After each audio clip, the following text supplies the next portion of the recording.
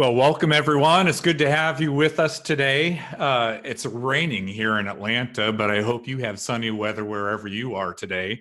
I'm excited by the conversation. We're hoping to have a really practical conversation today about helping your church staff build a culture of action to get more done. And when we first started to talk about this, I knew it was the right topic because I was thinking, I want to be a part of that conversation. And we have invited some great friends to engage with this discussion today. I'll introduce them in the moment, but just to give you kind of an overview of where we're headed in the next hour or so, we're going to be focusing on these three areas. First, how you can build a culture of action and accountability.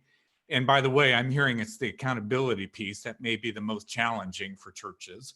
Secondly, we're going to look to how effectively give feedback and evaluate performance for those on the team. And frankly, again, I want that same effective feedback for myself as well. And then the third area that we're looking at is how to navigate organizational restructuring, especially in seasons of rapid growth and even including added campuses, because I know there are a lot of multi-site churches that are engaging the conversation with us today as well. So with that, we do have a full house with us today. I want to introduce everybody that's joining us for the conversation. First of all, you've met Lance Witt. Lance, not long ago, joined our team at the Unstuck group, and he's our director of Unstuck teams. But in his previous life, he spent 20 years as a lead pastor and 7 years as an executive and teaching pastor at Saddleback Church. So for the last 13 years, I'm trying to add this all together, Lance. You're not as old as the math makes it sound like, but for the last 13 years, Lance has helped coach pastors and their teams. Lance, welcome to the conversation today. Thank you, Tony. And I am every bit as old as that makes me sound. We were also joining us today is John Fuller. John has been the senior pastor at Prairie Lakes Church. It's a great multi-site church. He's been there 22 years. Prairie Lakes is about ready to launch another campus, and they're doing it of all spots, Iowa. I mean, multi-site in rural communities in Iowa. John, that's quite a story in and of itself, but welcome to today's conversation. Thanks. Great to be here. We're in the state that nobody wants to be in, so we'll take care of Iowa. You don't worry about it.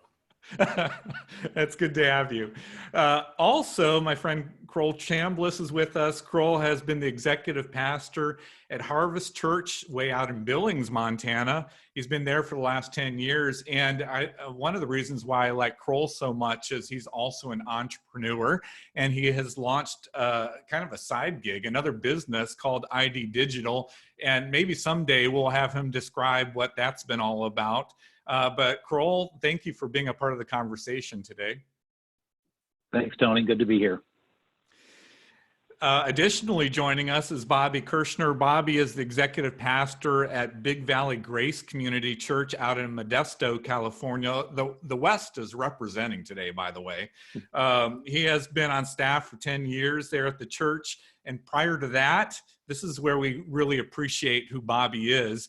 He was a public school teacher and an administrator for 14 years. So Bobby, that's probably where you got your best training for ministry, wasn't it? Absolutely. It's great to be with you, Tony. And then you won't see him, but he's lurking in the background. Sean Bublitz from our team.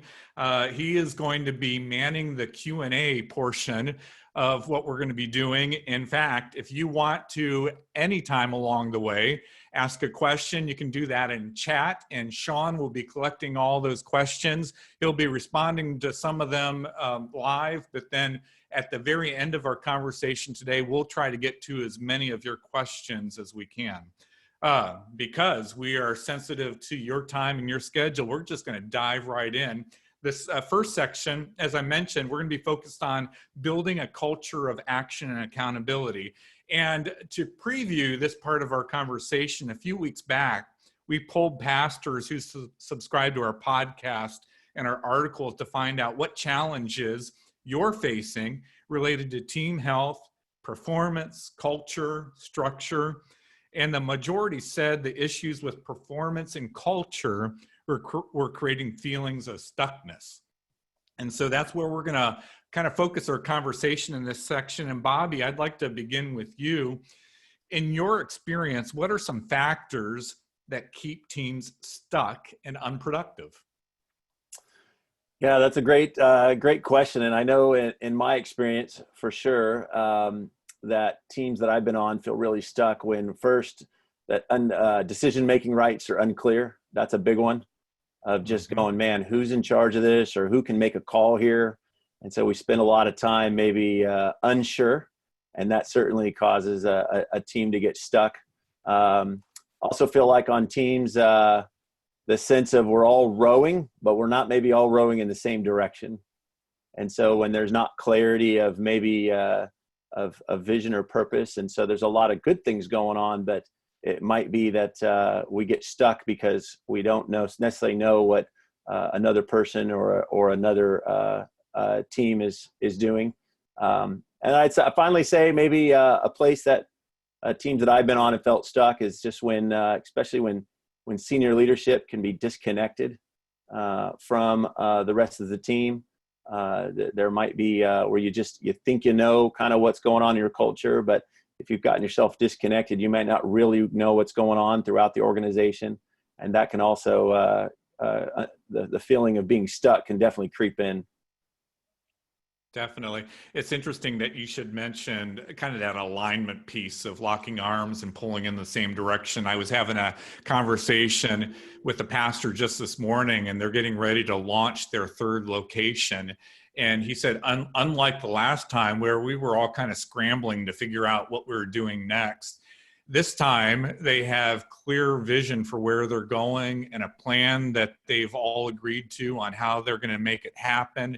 And he said, it's like something's big is happening, but it doesn't feel like something big is happening because we have our plan and we're all working the plan. So that alignment piece really does help when it comes to performance and really making sure we're all moving in the same direction. John, what coaching would you give, especially senior pastors, about taking steps to create a culture that is action-oriented, effective, and productive? Yeah, that's a great question. We've obviously struggled with that, and it's never going to be solved. But there's a couple areas where we've really learned a lot, Tony. And here's the first one on creating this culture of action is clarity on the mission. We can't do everything. So what are we going to do? What are we uniquely called to? I tell you, we can't all row together. As Bobby said, we can't get it done. We can't be action oriented unless we really know what we're called to do and this mission that we're on. Some of our biggest struggles over the years have been saying no to really, really good things and being able to really define who we are, what we're called to do. We're not trying to be a church in Minnesota. We're not trying to be a church in Missouri. We're trying to be a church in Iowa. And that clarity for us has been huge. I think that, Tony, the second one for us to create in this culture is the vulnerability of the leader. The leader has just got to be able to say, here's our current reality, organization-wide. Here's the real numbers. That's the Unstuck helped us, Here's the real numbers. Here's where we really are. But the vulnerability leader to be able to say two things. Yep, that's it. And I can't do everything. And man, once I can do that, then I free others. And when I free others, action starts to happen. So those are two for us. Yeah, John, can you, and I've heard other senior pastors mention this, that as their church has grown, there are things that they were responsible in the past that they had to release to focus on the areas where God really needed to use their leadership to help the church continue to remain healthy and to continue to experience growth. Do you have an example of something that maybe you were responsible for in the past that you've had to give up in order to get the church to the place where it is today and where you're going in the future? Yeah, I gave up almost absolutely everything except the things that I really like to do. I'm in a great spot. No, I can tell you the hardest thing for me to give up was these multiple meetings throughout the day with people, because I love being with people, and anybody that had a problem, I'd want to talk to them. But you get to 500 or 600 or 800 or 1,000 or 2,000 or 3,000, pretty soon you can't do that. And I love that. And I had to wrestle with, man, I can't be everything to everybody. And that was a role that I just had to go, listen, I've got to really play to my strengths and where my value is, not what makes me feel good. And that was a hard one. Yeah. Lance, I want to go to you with this question. Does accountability for follow through always have to be top down? And if not, what should that look like? Yeah, I don't think it has to be always top down, but I think just to be really candid about my own experience and the teams I work with, this is an area where churches tend to be so deficient that I do spend my time often talking to manager level, department heads, executive pastors about doing a good job with this because, and I think there's a couple of realities that impact this. One is just the whirlwind of Sunday's always coming. There's always stuff that we're supposed to be working on. And so we kind of, this gets pushed to the fringe because it usually doesn't feel urgent. And the other thing is, I think a lot of us, we're never trained how to effectively manage people. And so I would say the first line of responsibility, while it doesn't have to be top down, the first line of responsibility does rest with those who are kind of senior leaders and what I would call team leaders in the organization. But once the team starts to get healthy and there's trust and there's openness and there's robust conversation, I think then there can begin to be more lateral kind of accountability among peers. But my experience is that that's really kind of rare in the world of church. And so I'd love to see some churches really get there, but I think it takes a healthy, secure leadership environment for that to really happen. And I'm assuming that healthy, secure environment begins with the senior pastor, I'm guessing, right? Yeah, that helps a ton. Well, Kroll, this is great because you're an executive pastoral, and this question came from another executive pastor. This is actually from Jeremy in Florida. And he asked the question specifically, what are some best practices for handling the tension of holding staff accountable versus giving them freedom to do the ministry they've been entrusted to lead? Seems like that could be a tough balancing act. Yeah, and pretty frequent tension to have to balance. And I think the first thing with that, Tony, is that those aren't mutually exclusive ideas, that you don't need lack of accountability that facilitates freedom. You actually need both. Good structure and good boundaries actually facilitates the freedom to do ministry. And so that'd be the first thing. In the church that I serve at, we've had a lot of change in the last couple of years, and just practically some of the things that we do, and it goes back to the top down and even the team accountability. We tend to gather our team on a pretty regular basis. We do it monthly with the entire team, and the first thing that we do is we agree on our goals, and I think that Bobby or John, one of you guys already touched on that. And we create a cadence of accountability. So there is some of that peer responsibility that doesn't have to be as strict or stringent to where it feels like all I'm trying to do is either or. I've either got to almost micromanage the team to reach their goals, or I've got to pull back and give them the freedom to do the things that I've hired or that the organization has hired them to accomplish. I think to really be effective, you actually have to have both. You have to have good boundaries to say, these are the things that we're working towards. And within this framework, there's all kind of freedom to accomplish how you go about doing that. So it's not an either or, it actually is a both and. Can you give an example, Kroll, of how you've kind of worked that in a relationship, whether it was around a specific initiative or just helping a leader take their next steps in their leadership? Yeah, Tony, the first thing is we try to get, or we don't try, we do, we reach consensus with the individual and leader to go, this is what we're going after. And so I would expect that most on this webinar are familiar with SMART goals, that you can actually, they're specific, measurable, attainable, timely, relevant, et cetera. And so there is a clear understanding that is to remove as much subjectivity as possible out of that. So there's an agreement of what the objective is. There's a timeline of when that's going to be accomplished. And within that time period, then we just create a cadence of accountability. So it's not only the top-down one-on-one accountability, but there's actually some peer accountability as well of, hey, look, we've all given our lives to a mission or to a calling, and we're striving together as a team, hopefully in a healthy environment and culture, towards this shared goal of accomplishing the mission uniquely that God has called our church to in our local context.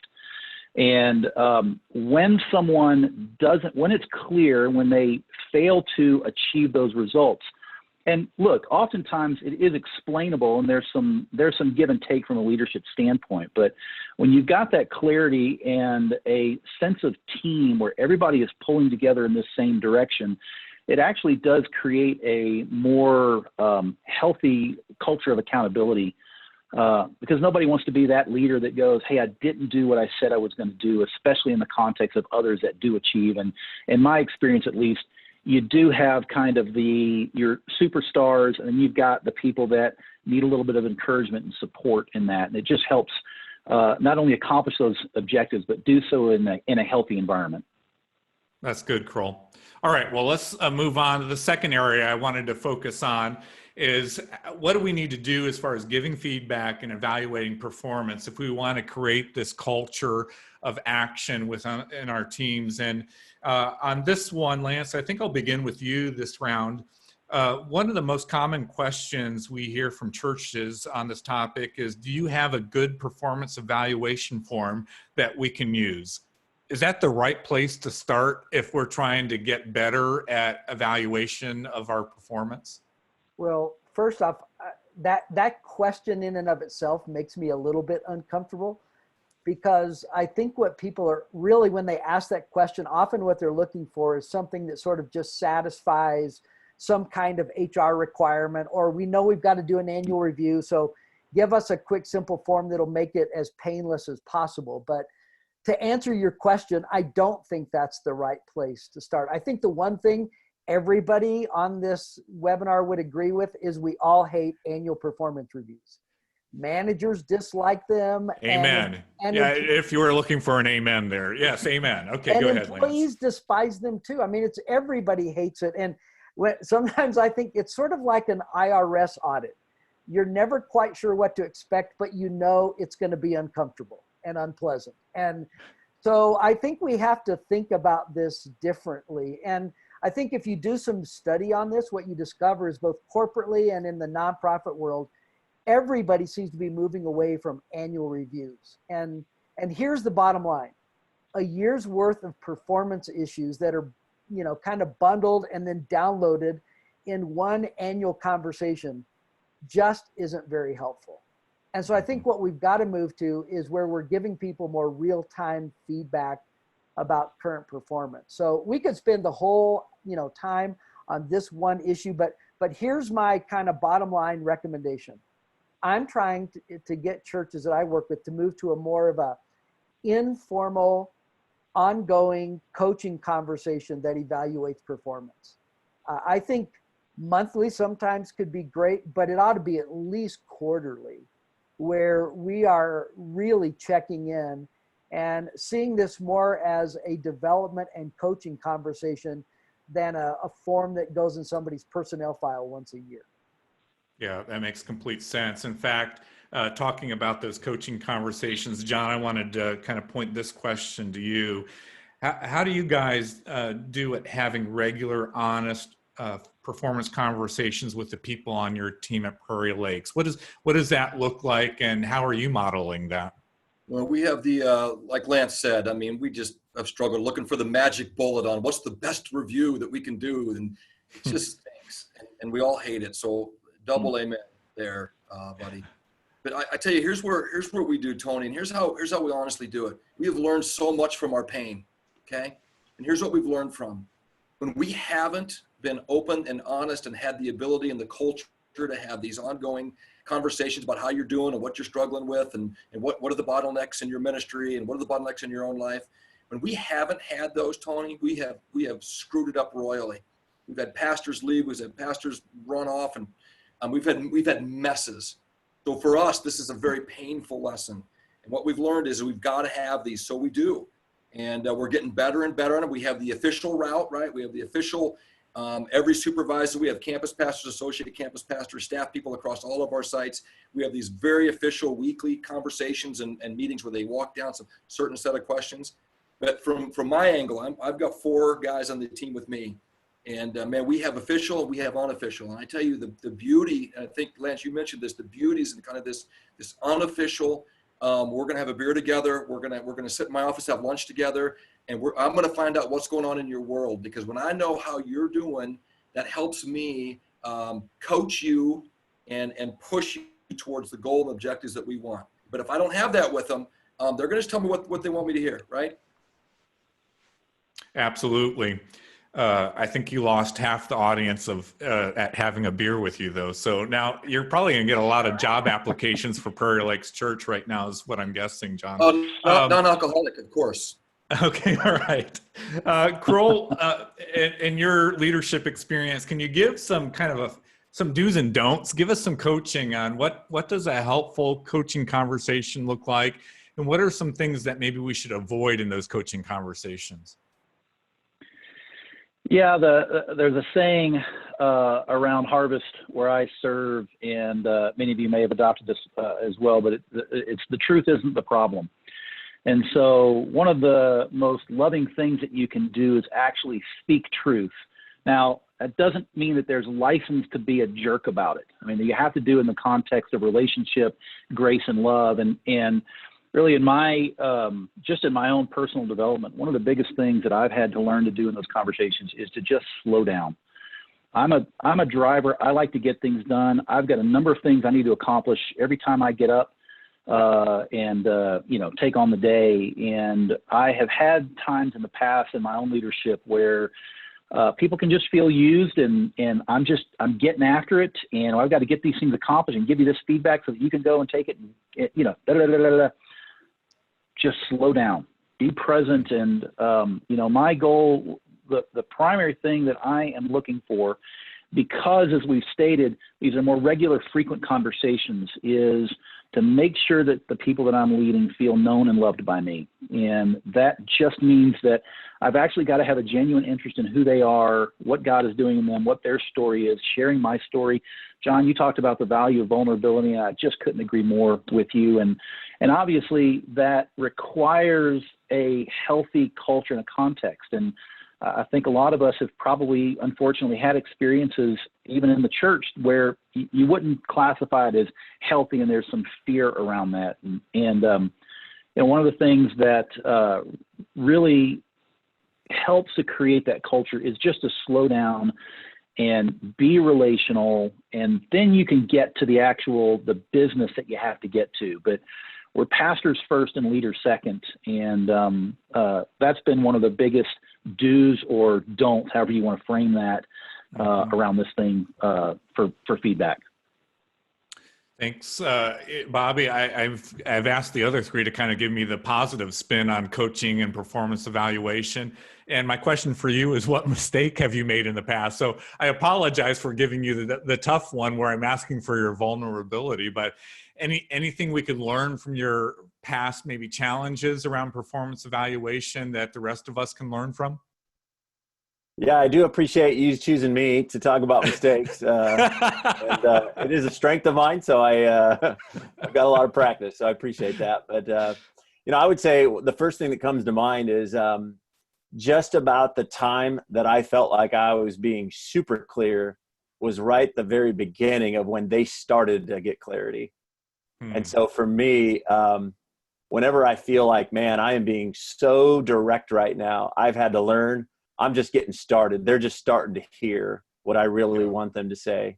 And I think the difficult part is I want to have somebody walk out feeling good. And yet the reality is sometimes the honest, hard conversation may not feel good in that moment, but it's going to be respected, and it's going to be save a lot of heartache on the in the long end. So I would say that would be one. And I would say too, just the importance of in-person conversations. Not giving feedback, especially if it's negative feedback electronically, man, that just causes a lot of pain and a lot of time. So in person, as much as possible through relationship, like Carl said.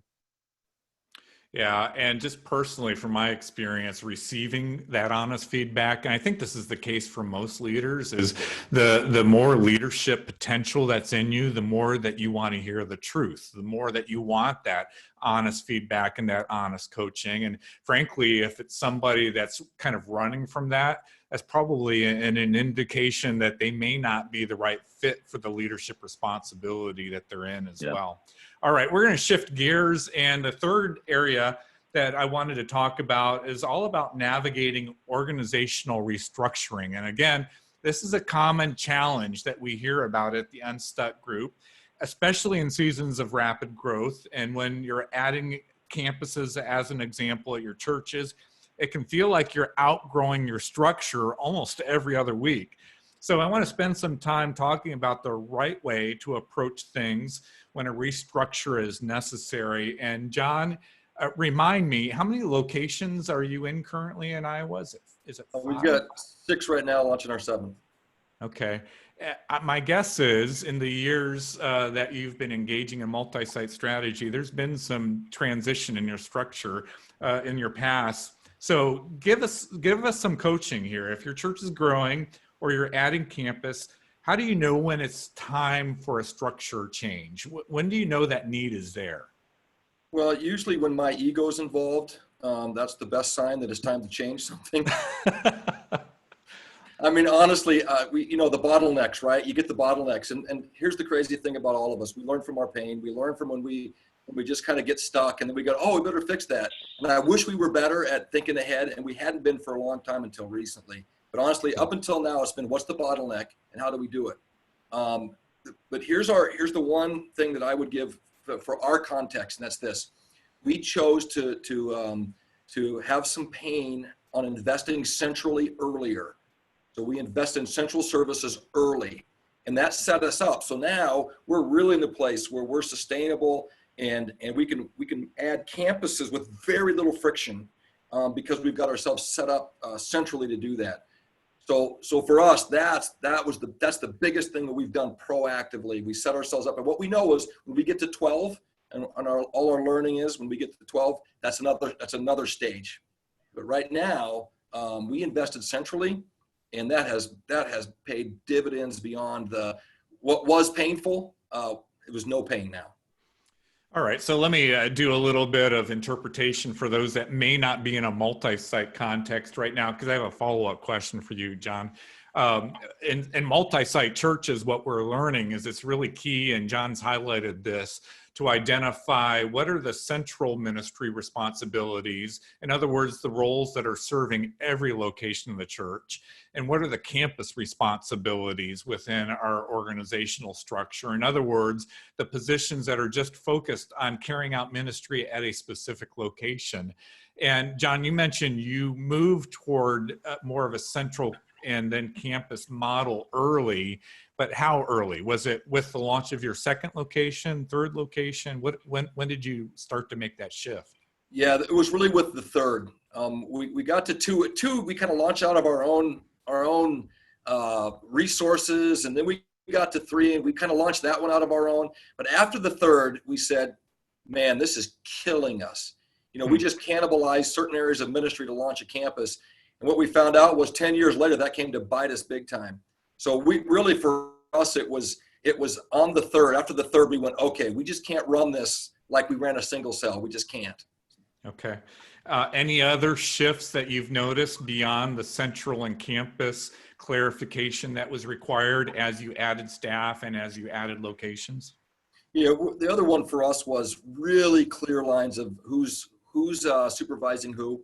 Really clear alignment on that, because I want to be in everybody's conversation. I want to know what's going on everywhere. I want to be the guy that's kind of directing. And man, I had to really back out of that. We needed to put a structure in place that allowed for really good supervision that didn't include me. Very good. All right, Kroll, this question's for you. Do you have an example of a time when you maybe waited too long for a structure change to happen? And if so, could you explain that? Oh yeah, I mentioned earlier that we've done some pretty significant organizational change in the last 2 years, and it has really served us well. In fact, we kind of went the opposite direction. We were a 5-campus multi-site. We actually went down to a single campus, launched our other campuses to their own churches, and there were some other, probably outside of the scope of this webinar, reasons why we did that. But one of the results and the focus that allowed us is we've experienced pretty significant growth over the 2 seasons. And with that growth just came some demands in the current structure that we were experiencing. And in terms of waiting too long, or even the trigger of waiting too long, is I would say to just pay attention to a span of care. If you've got, like in my case, I'd gotten up to like 14 direct reports, and it was just killing me. It was too much. No one was getting enough time. The tension of what I said earlier of slow down. Oh man, it was almost impossible for me to slow down enough to actually be relational, because the time commitment of everybody needing the appropriate time and direction from senior leadership was so strong. It was a constant tug of, I actually need to slow down and connect with you relationally first before we get to the business that we need to talk to. But I don't feel like I have time for that. So really pay attention to an appropriate span of care is a good trigger or a catalyst for when you should change. And, I'll let you talk about best practices of what that area should be. And I think it depends a little bit on the leader itself and that individual's capacity. But yeah, for the time I waited too long, it cost us. Yeah, absolutely. Yeah, I don't think there's a straight black and white answer for everyone. I think the range probably of what's appropriate as far as span of care is anywhere from 3 to maybe 8 people. It's not 14. It's not 14. I know for me, probably 5 or 6, and then beyond that. Here's what I have found personally.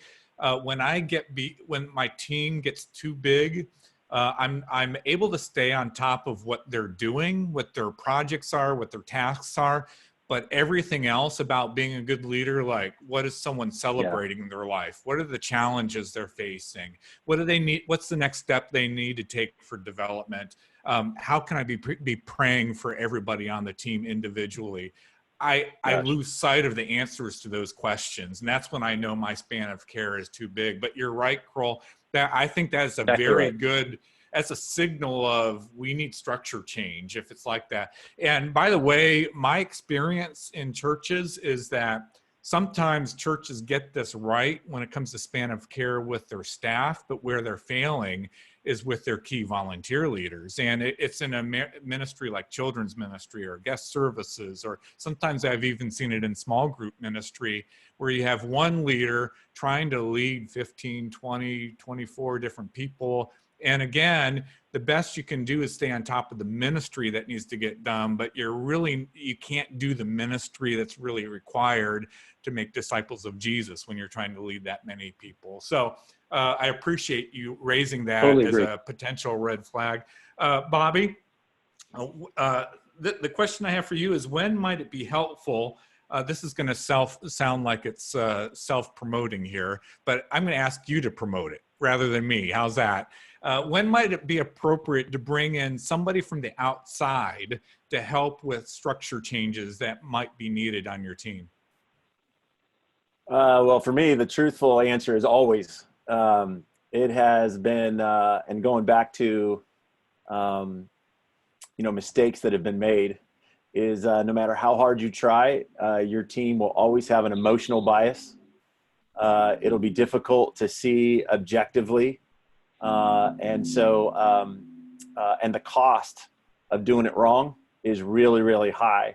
And so looking at just the investment, when you bring someone in, the investment will always be less than the cost of not doing it well. And our team recently did have the opportunity to do a major restructure at our senior leadership level, and the Unstuck team going through that process. And that was a real great series of conversations of pushing back and forth. But to be able to have somebody that doesn't have that emotional bias and can really look at some things very objectively and not because of relationships you may have or feelings that get in the way sometimes, to me, especially if it's at a significant structure change. I think it's essential to have somebody from the outside helping with those eyes. Okay, I can appreciate that. And by the way, even with our team, we've had to bring in outsiders periodically to help us to look at where we are, our strategy, structure, and so on. And for a leader of an organization, I can just tell you, sometimes it's difficult to both facilitate and lead conversations that will lead to that type of change, and also engage in the conversation as the leader of the organization. And so, Bobby, I can appreciate the value of bringing somebody in from the outside. All right, we're in a moment going to move to Q&A. Lance, I have a different question for you, but for the other three guys, I'm going to ask you to respond to the exact same question. And it's this: what would you have done different? What do you wish you would have done differently in the past when it comes to building and leading teams? And John, I think I'll start with you. Here's what I would have done differently. I would have gotten a hold of the book Emotionally Healthy Spirituality, and I would have become a lot more self-aware and a lot more in tune to what God's doing inside of me. And my strengths also are my weaknesses. And I was tired of people on my team telling me things I didn't see about me. And man, we could have gone farther, faster, earlier if I would have been more aware of what's going on inside of me. Yeah, I can appreciate that. Kroll, what came to mind? The thing that you wish you could have done differently when it comes to building and leading teams? I wonder if you're gonna hear a theme on this, but it would have been focusing on my own emotional health earlier, and not just limiting that to myself, but actually the team health. I've done a lot of processes in a few churches that I've served at where our focus has been on strategy or execution or structure, and oftentimes those things can mask a core issue of organizational health, staff health, culture, an environment of trust. And so to have a healthy organization, you got to have healthy leaders. And so just a commitment to personal health and the health of the team that I lead. I think we might have another webinar in the making. Bobby, what were your initial thoughts? A couple thoughts. I would certainly agree with those guys, in terms of that same self-awareness. I know for me, putting more value on the team itself as part of my ministry. Certainly we're focusing on our individual ministries and looking at the mission, the vision of the church, but just our staff team is just an incredible ministry of we're busy day in, day out, but just staff health, staff relationships, and creating a culture where there's a connection to be able to talk about these things and improve these things together as a team. It's just amazing the effect on a team's effectiveness when the team itself is not functioning in a super healthy way. So just looking at the team itself as a primary part of my ministry and our leadership's ministry, I definitely would want to do more of that. Very good. All right, we're going to jump to questions here just in a moment. But before we do that, Lance, I promised I wanted to come back to you. People that are watching today, the webinar, may not realize, the Unstuck group, obviously we help churches get unstuck, but another piece of what we do, and this is really your primary responsibility on our team, is to help teams get unstuck as well. So I'm wondering, could you just give us an overview of our Unstuck Teams process for those that may not be familiar with what we do to help teams? Yeah, I would love to. And in fact, we've actually made some recent adjustments, and the other guys who are on this webinar have been part of the process of graciously serving as pilot churches with us.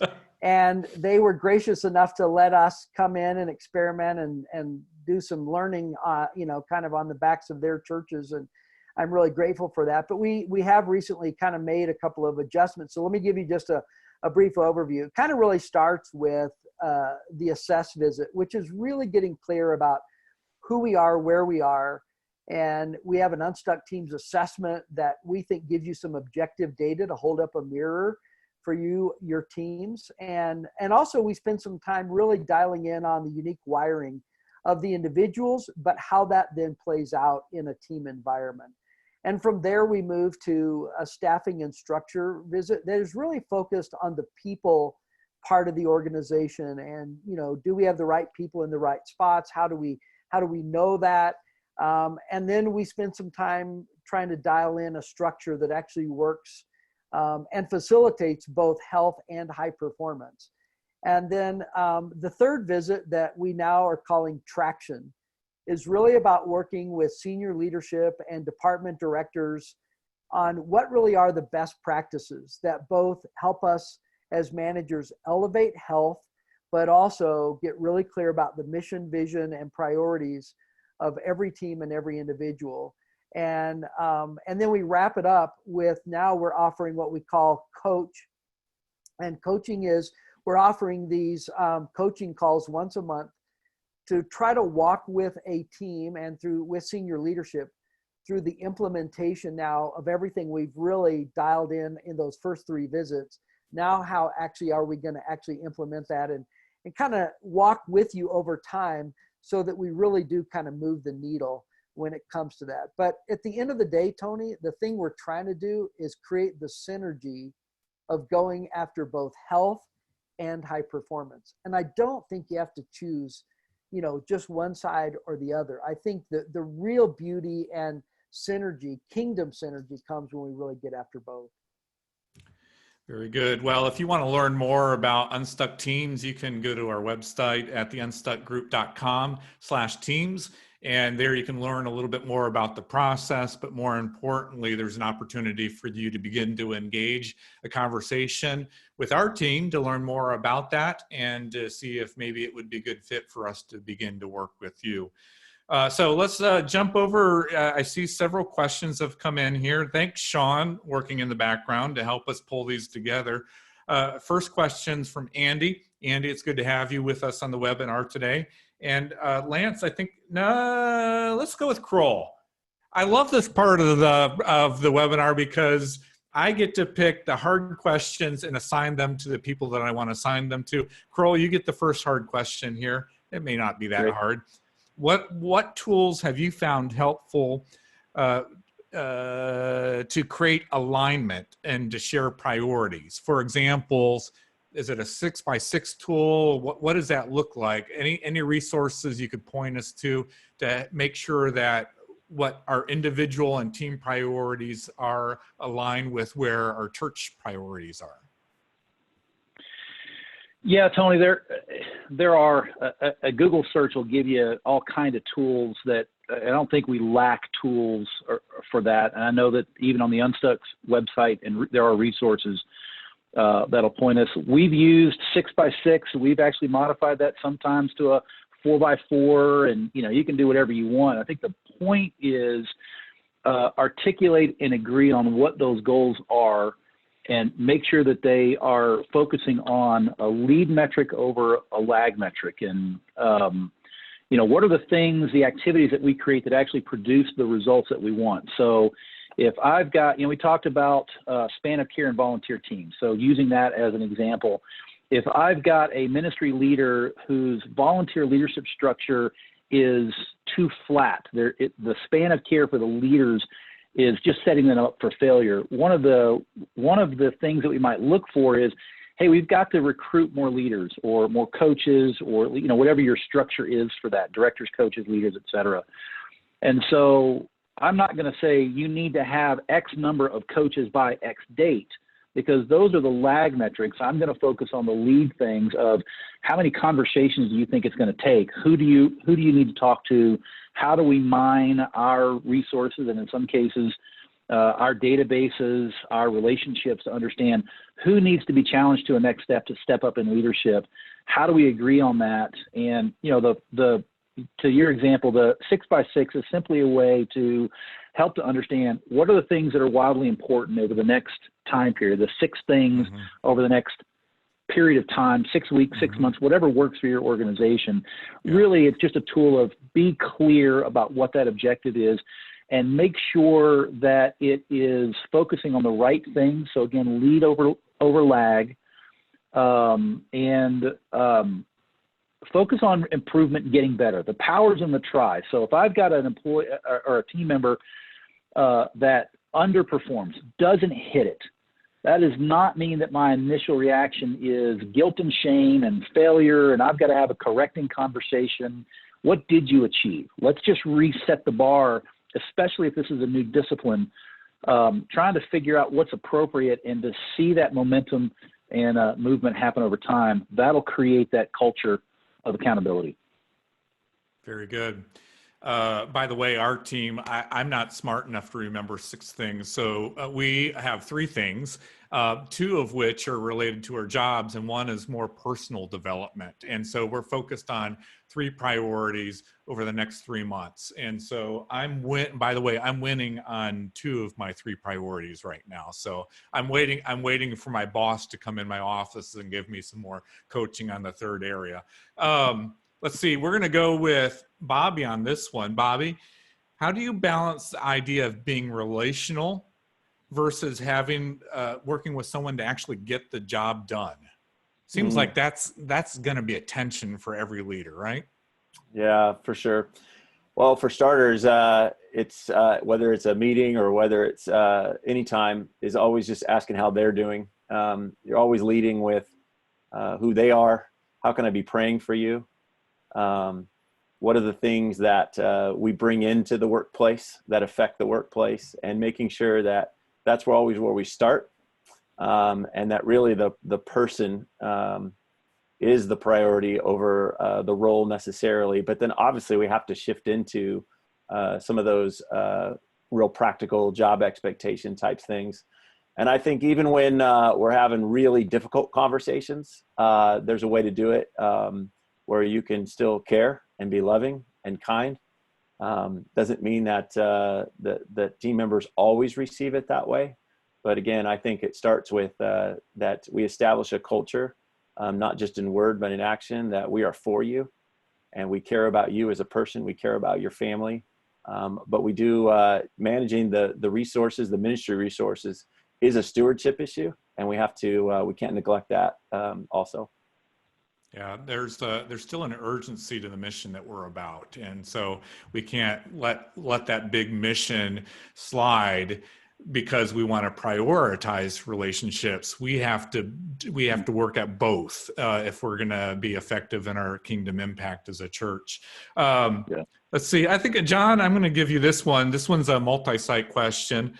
So in a multi-site church context, how should the accountability structure look for campus-specific ministry leaders, specifically the role of their campus pastor and then their central ministry leader director? So I think the question is, if who do I answer to? Do I answer to my campus pastor, or do I answer to some other central leader?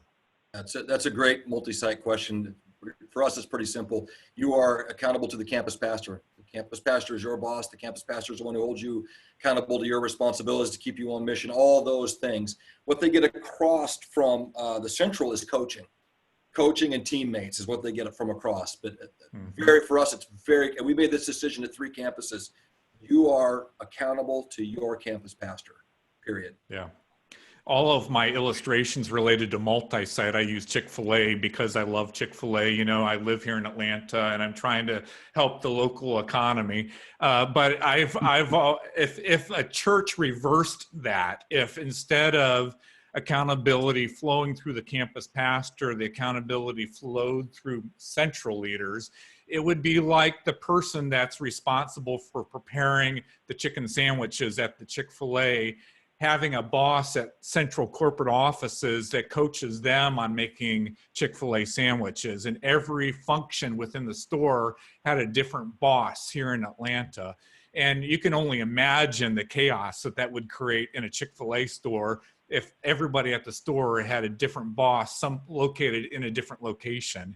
And we've seen some churches, though, try to do that, where they have flipped it, and rather than the coaching coming from centrally, they made the accountability flow through the central structure, and it really did create chaos then for that church. So I would encourage you, follow John's advice. If you're in a multi-site structure, accountability flows through the campus pastors, and then the coaching comes from those central ministry leaders.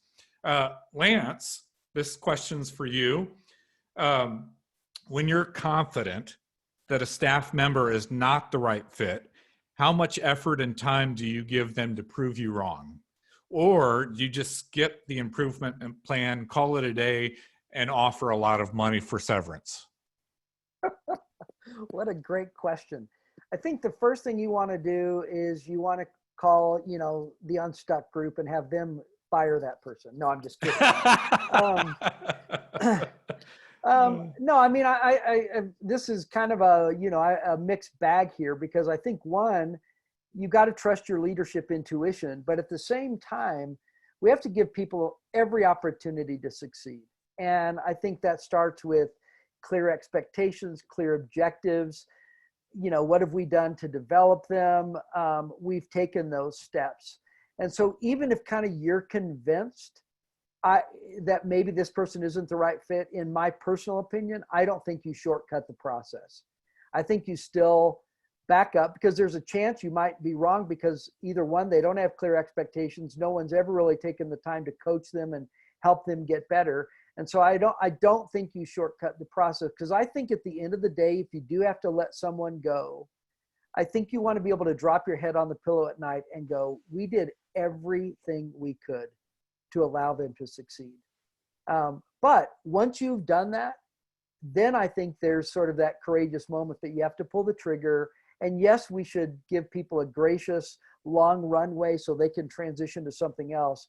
But once we've done everything and we're still convinced it's not the right fit, then I think we have to go ahead and do that. And at least my tendency, and I think it's true of most churches, is we tend to wait too long, and we don't serve them well, and we don't serve the organization well by having people that everybody knows it's not a great fit. And here's another thing, I think, Tony, if we continue to let things slide with people on the team, ultimately we undermine our own credibility as leaders, because people see it, they know what's going on. And so I think we do everything we can to help them succeed, but at the end of the day, if they can't make it, we figure out a transition. All right, very good. So Lance, Kroll, Bobby, John, thank you all for joining us for today's conversation. Very helpful. I thought anyways, I learned some things along the way. Kroll, what's sticking out to me is your comment in your organization about truth. Can you express that again? Yeah, this comes from, John dropped a book earlier. I'll drop one too. It's How People Grow, John Townsend. You need three things to grow: grace, truth, and time. What is it? All grace without truth is license or permission. All truth without grace is judgment. You can't impact time. You got to give people time. And this is, even when you've got an employee that is underperforming, you got to create some time for them, give them the truth of where are you falling down, falling short? How are you not accomplishing the things that you are tasked or hired to do? And how do you do it with grace that still communicates a loving environment, that we're not just beating our team down. And so you got to have all three. You got to have all three ingredients for growth. And we can thank Dr. Townsend for that then. So thank you. Well, Very good. Great content today. In fact, if you're like me, there was so much content, you're hoping that there's going to be a resource to complement everything we talked about. And you will get that in your email inbox. We'll be providing a list of all the resources that were mentioned, a link to the webinar again, if you want to view it again, or with somebody on your team. The other thing is there were a lot of questions that Sean collected for us that we were not able to get to today, and we'll try to respond to as many of those questions as we can. And if you have other questions, feel free to share those. You can either email us at help@theunstuckgroup.com or share those questions on social media using #UnstuckChurch. So thank you again for joining us. If you have any questions about how our team can serve your team at your church, you just reach out to us at theunstuckgroup.com. We would love to start a conversation with you. Thanks for joining us again today, and we'll see you in the future.